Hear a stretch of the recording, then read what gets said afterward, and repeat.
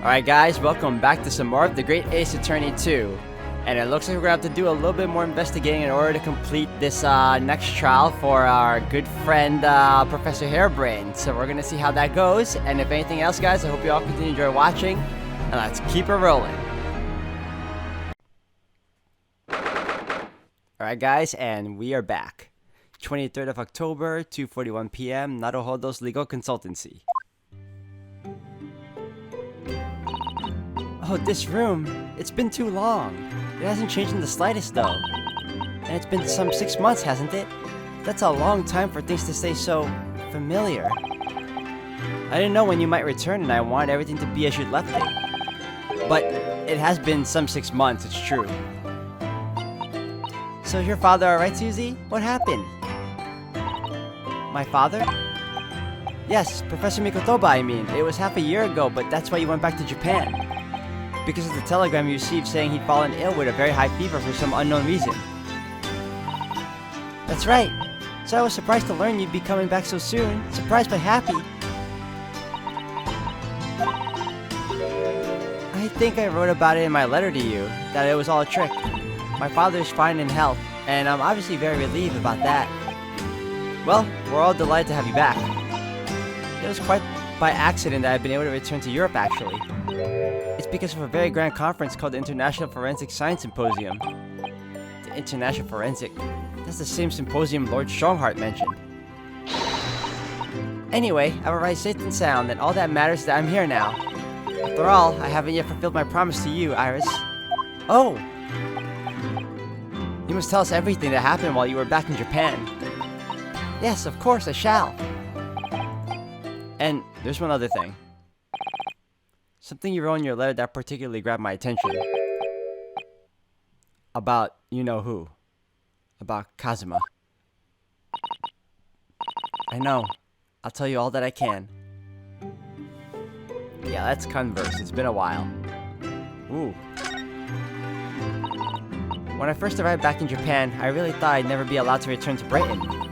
But curiously, after that awful trial at the Supreme Court, Father's mood changed entirely. The awful trial? Oh, yes. For the murder of Giselle Brett. Ooh, you dressed as a man, didn't you, Susie? Oh, well, yes. Since women are forbidden in the courtroom, I had no choice. Wow, amazing. I wish I'd seen it, don't you, Runo? Yes, I suppose so. I want to play at being a lawyer now. I could wear a false mustache, maybe. I don't think any mustache could hide the fact that you're just a 10-year-old. That you're just 10 years old, Iris. There's something else I've been wanting to ask you, Mr. Sato. It's about the real reason why Professor Mikotoba summoned you back to Japan. You said in your letter it was something to do with that convict's loot we found in Mr. Natsume's lodgings. That's right. The very large dog collar we found with the B emblem on it. It seems Mr. Natsume included a drawing of the collar in the report he submitted about his time in Britain. I understand that when Father saw the report, he turned as white as sheep. Why would that be then? Father came to Britain himself, of course, to study. It was some time ago now, but he stayed for 6 years. I can only imagine that something must have happened during that time. But if he refuses to tell me what it was, then I intend to find the answers for myself. And I've decided that I, for one, won't keep any more secrets. Oh, Susie! Hold on a second, I messed up with that, hold on.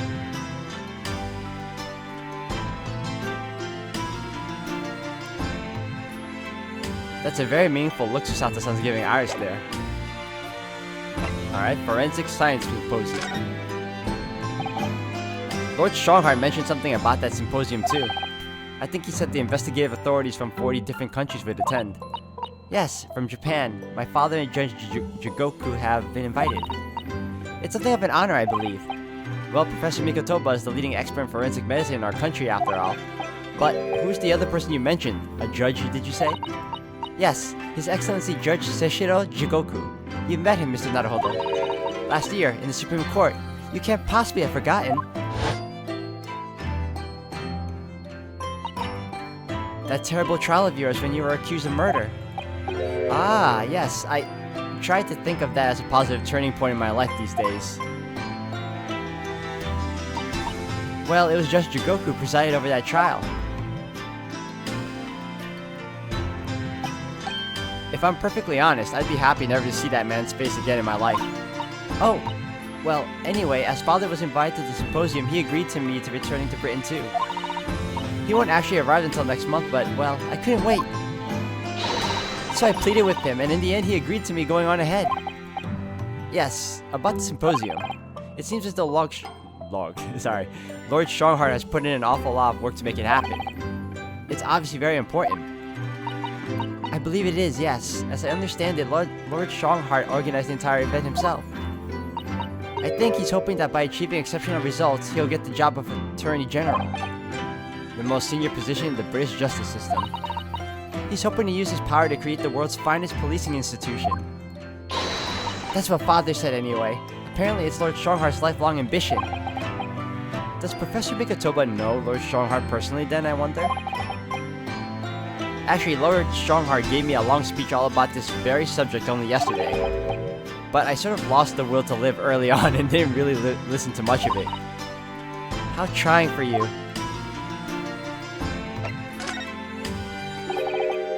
Giselle Brett, the woman whose unforgivable actions ended in me being wrongly accused of a crime I didn't commit. The murder of Dr. John H. Wilson. Yes, Giselle Brett. That's a name I won't forget for as long as I live. The extraordinary thing is, it seems it's a name we should all forget. Sorry? Since the internet, our government's intelligence services have been investigating Miss Brett. But it turns out that the Englishwoman by the name of Giselle Brett didn't actually exist. Didn't exist? But how can that be? It was a pseudonym. Her real name was Shin, and she wasn't a visiting student either. That was a front. A front? Who on earth was she then? Miss A. Shin. Her name is literally all our intelligence services have been able to ascertain about her. Nobody knows why or even how she came to be in Japan. It's a complete mystery. But that makes no sense. It's no easy task to be accepted as a foreign student anywhere. What could the woman have been up to? I'm afraid I don't really know. The only thing we can be sure of is that she had some business in our country that we don't yet understand. And now she's been killed, while all the questions surrounding her existence remain unanswered. I'm afraid so. A. Shin. Who on earth was she? Why do I feel as though I've heard that name before somewhere? Or is it Ashin? About Kazuma. After my friend's raised trial, the reporter who actually killed Miss Brett said something very strange. I know the truth. I know you had a hand in what went on. In that visiting student's fate. Nobody here in Japan knows anything about it. They don't know that the guy never made it to England, that he died on that steamship, and that he'll never. Obviously, I couldn't ask him to elaborate at the time. But later, I visited the man in his prison cell and asked him what he was going to say about Kazuma. And what'd you learn? After he died on the voyage to Great Britain, his body should have been unladed at the port of Hong Kong and passed into the care of the consulate staff there. Should have been. Well, it turns out that his body never arrived. It just disappeared. What? Kazuma's body vanished? Our government tried to cover the fact up, it seems. They erected a grave on the cliffs by our hometown. Except Kazuma isn't there. Did Professor Mikotoba know about this? Yes, it would seem that he did. But he didn't tell me. They're still investigating what... Oh, wow, I keep reading the wrong voice. They're still investigating what happened to Kazuma's body as we speak. I just don't believe it. What is this acute feeling of apprehension I have all of a sudden? Just by saying that means he's alive. In my opinion, I feel like, yeah, he never died. Kazuma mystery. Thinking back now, some of the things that happened on the SS Beria were definitely strange. I mean, after he died, we never saw his body again, did we? Could it be? Could it be that he's actually still alive? Stop it, Mr. Naruhodo. It's too much to bear. I'm sorry, I didn't mean... Just thinking about the possibility pains me so very much. Cast your mind back for a moment, Mr. Naruhodo. When Kazuma-sama was discovered, Mr. Sholmes was there, wasn't he? And he definitely examined the body. I remember it clearly. Ah, you're right.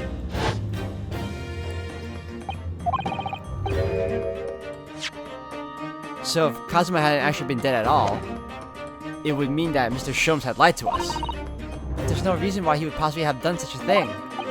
I suppose that's true, yes. The idea that he might still be alive somewhere. It wants to fill me with hope, but I can't let it. Because if it turned out not to be true, then I'd be back at the bottom of that awful pit of despair again. I'm terrified of what that might do to me. Oh, Miss Susato. I know she's given the idea the thought it deserves. It's Susato-san we're talking about after all. So I probably shouldn't push it now.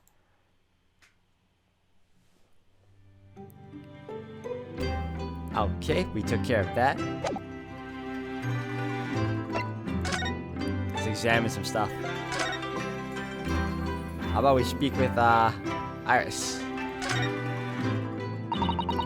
It must be about a year now. I wrote a really long story based on some of my father's old notes. It's about one of Hurley's greatest exploits. I called it The Hound of the Baskervilles. But then Mr. Sholmes forbade you from publishing it, and put the manuscript somewhere nobody could get their hands on it. So nobody knows anything about it apart from Hurley and I. And for some reason, you knew the title of it, didn't you, Susie?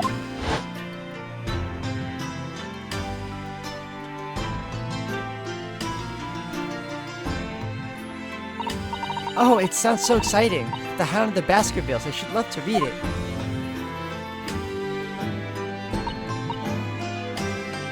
And you wouldn't tell me how you come to know it. Yes, but I made you a promise that I would explain one day, didn't I? I think it's time. Oh! I'm only sorry I've had to keep it from you for so long, Iris. The Hound of the Baskervilles. It was completely by accident that I came to know the title of your manuscript, Iris.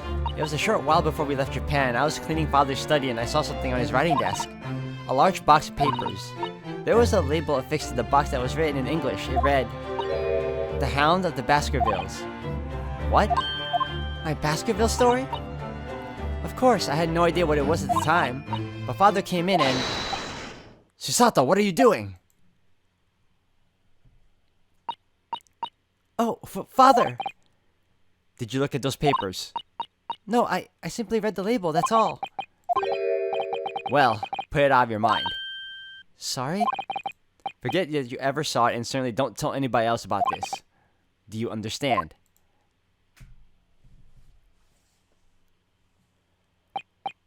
But what was Iris' manuscript doing in Japan? I have no idea. But when I heard Iris mention the word Baskerville that day, the title just slipped out. I would never have guessed that it was an unpublished account of one of Mr. Sholmes' exploits. When I returned to Japan, I asked Father to explain, but he refused to answer any of my questions. And there was no sign of the big box in his office.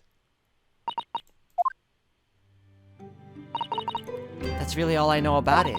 I have no doubt that Father has a very good reason for being so secretive about it, but still. I made up my mind to explain myself to both of you. Well, thank you for being so honest, Susie.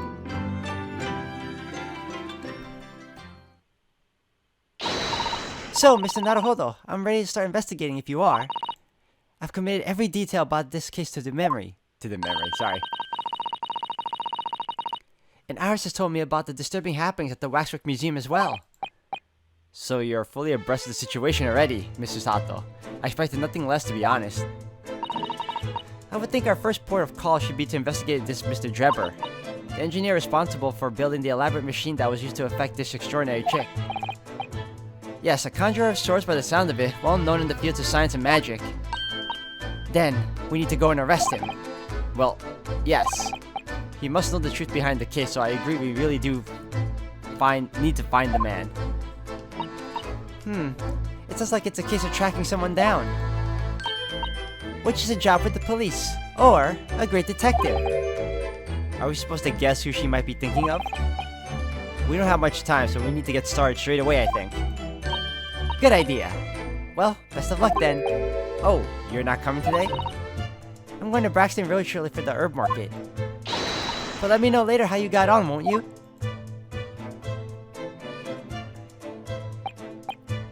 That was a little abrupt. The pull at the herb market must be strong.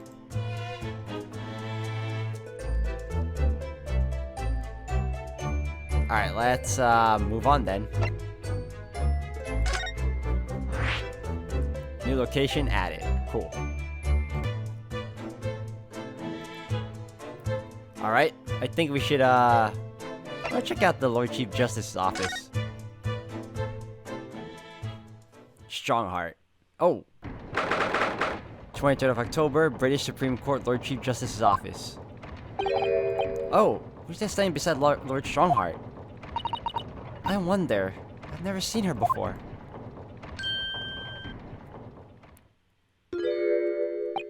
Ah, the young champion of the court. You had some success this morning, I understand. And you're throwing the entire government into disarray as a result. Oh, you mean because of Professor Harebrain's experiment? Sham science being demonstrated at London's great exhibition. The country's been made to look foolish, and now politicians are scrabbling to respond. Lord Van Zieks is in White Hall as we speak, giving an emergency briefing. Oh dear, I didn't mean to cause any trouble. None of this is your responsibility. The government is entirely blamed for having been taken in. The special dispensation that prevents investigation at the scene will be annulled later today. Once that happens, my forensic investigation team will move in and deal with that scrap metal in no time. It's scrap metal now, is it? Until later then, Lord Strongheart. Yes, thank you.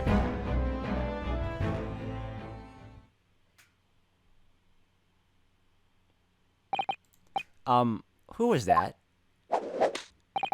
That was Dr. Courtney Sith, Scotland Yard's esteemed chief coroner. She's leading the forensic investigation team's handling of this case. She was delivering her report about the victim, in fact. Oh, I see. About Mr. Asman. Following the outcome of the trial earlier, I asked the coroner's office to reevaluate its findings.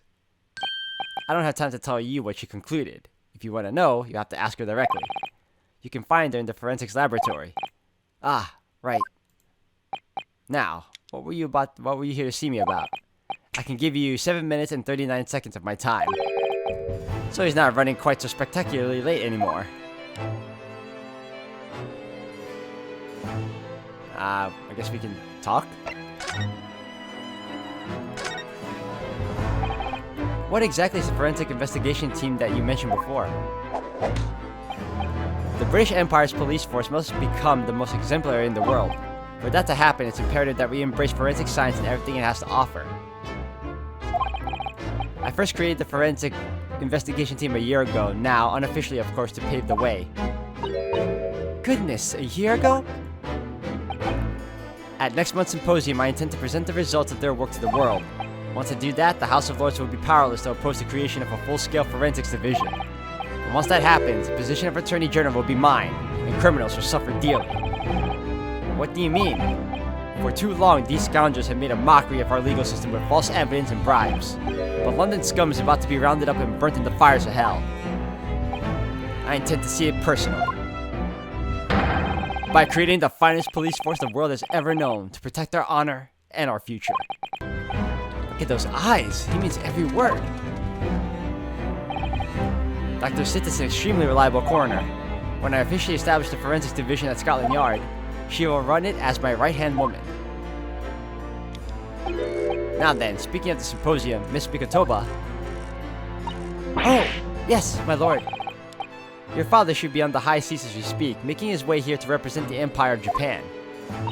Yes, that's right. I understand he'll arrive at the beginning of next month. Are you acquainted, Lord Strongheart? With Professor Mikotoba, I mean. It was many years ago now, but yes, I remember Dr. Mikotoba very well.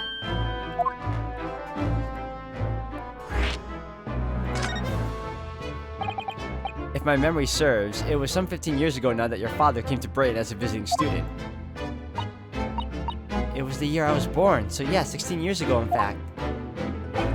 Mikotoba was a young practitioner of forensic science, and Jigoku accompanied him as a young, promising judge. The punctiliousness and politeness of the Japanese at the time impressed us greatly.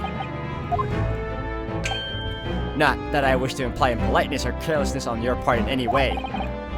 I didn't think that you were. Dr. Mikotoba studied forensics at one of London's large hospitals. St. Sinners, if I'm not mistaken. Dr. Sith was also there then, as it happens.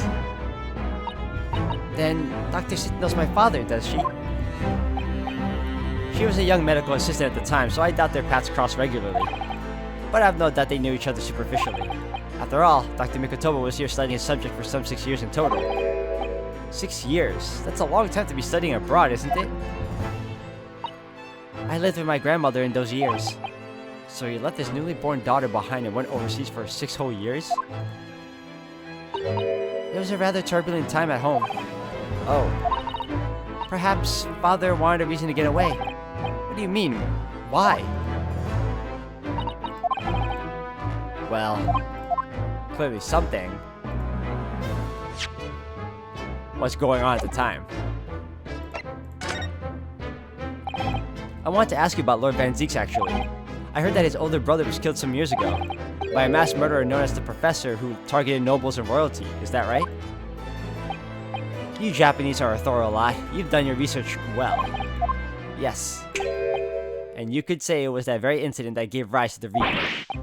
What? Why? When his brother, Clint Van Zieks, was murdered, it was just after a young Barrack had graduated from the University of London and become a prosecutor. When obvious criminals who managed to evade conviction in court started disappearing, rumors quickly spread throughout the capital.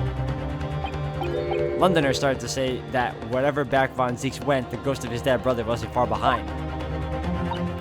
Oh my word! So, Lord Van Zieks isn't the Reaper, it's the ghost of his brother. Ever since that time, he became a very aloof figure in London's legal circles.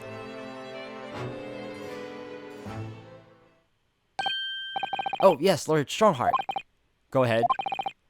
It's about Professor Harebrain's experimental machine. We'd like your permission to examine the remains if possible. Are you well versed in science then? Not in the slightest. In fact, you could say I was barely aware of the subject at all until recently.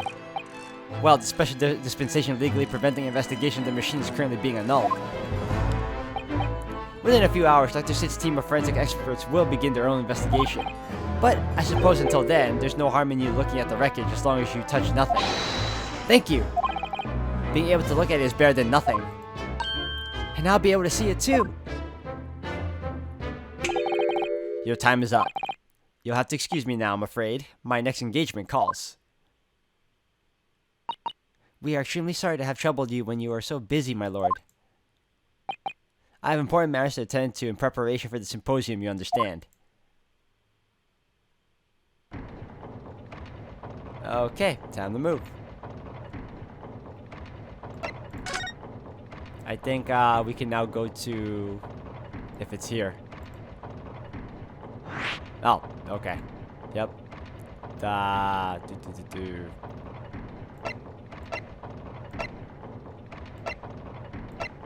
Ah, the forensics laboratory.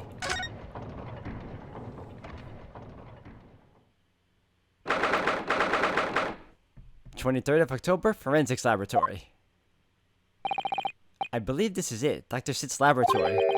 That chemical smell really assaults the nose, and there's plenty to assault the eyes in here too.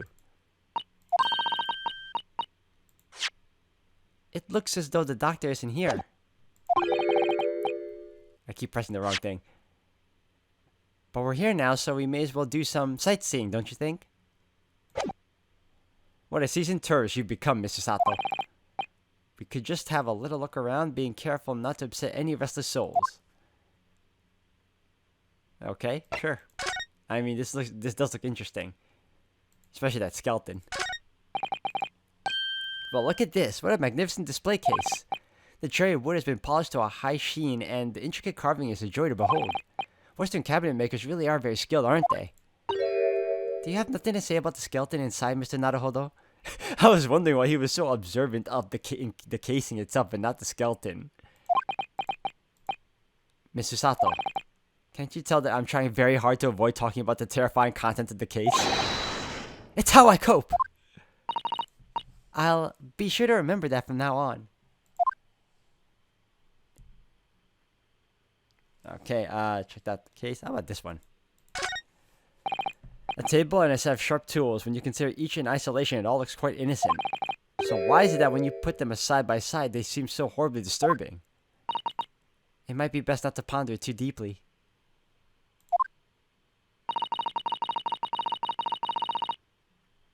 Seeing the large tome that's open on the desk does make me wonder, though. How can anybody concentrate on bookwork with this acrid odor of chemicals in the air? You either have to have a cast iron constitution or a really terrible sense of smell. Okay, we don't have to examine the blood.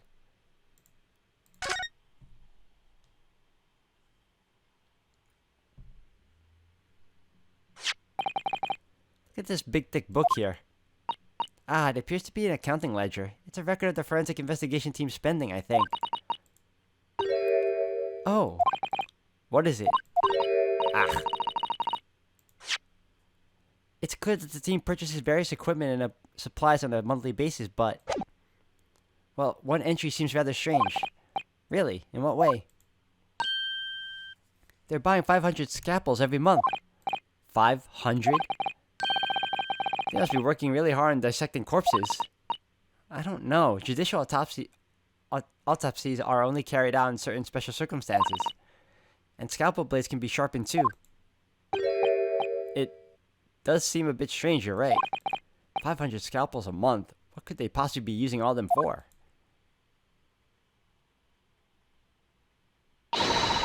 What are you doing? Ah! Oh, this girl is really intimidating.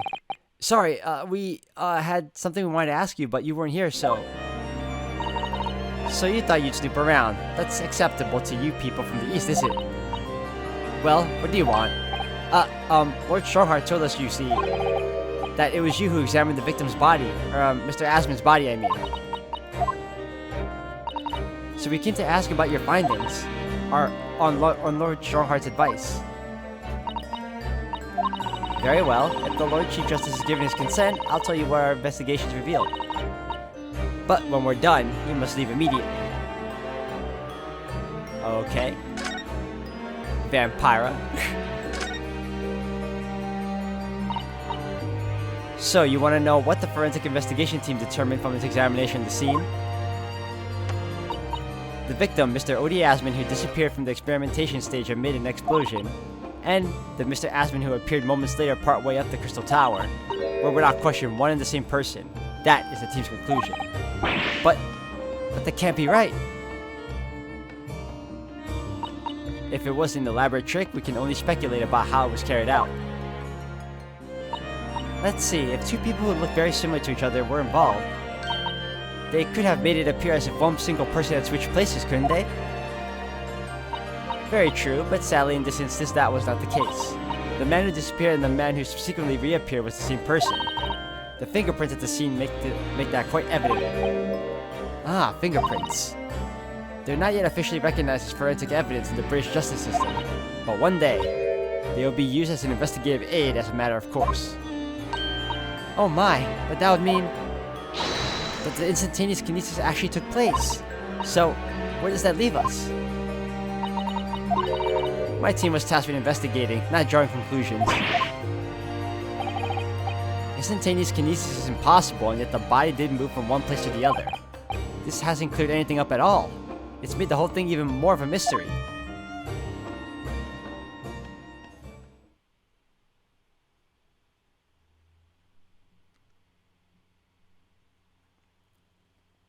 Oh my gosh, what the heck? Mama, what is this? Ah! Where did she spring from? And... did you just call the doctor Mama? This is a lawyer, dear. Oh. Hello. To meet you. Pleased to meet you. Yes, I'm a defense Mama? Yes? Can I cut this one up? What? I've never seen inside an Eastern person before. I want to know what it looks like. Of course you can. It's a live specimen and you can very well see. Heh. Boring. One odd person. I think I just had a near-death experience. Oh dear, Mr. Naruhodo, you're as pale as a corpse. Then let's leave before I'm mistaken for one. Alright guys, I'm going to end the video here for today. Thank you all for watching. This has been really interesting because we started meeting new people, especially this cororner over here, who is as pale as the undead. So, if anything else guys, we'll continue on in the next one. So thank you all for watching.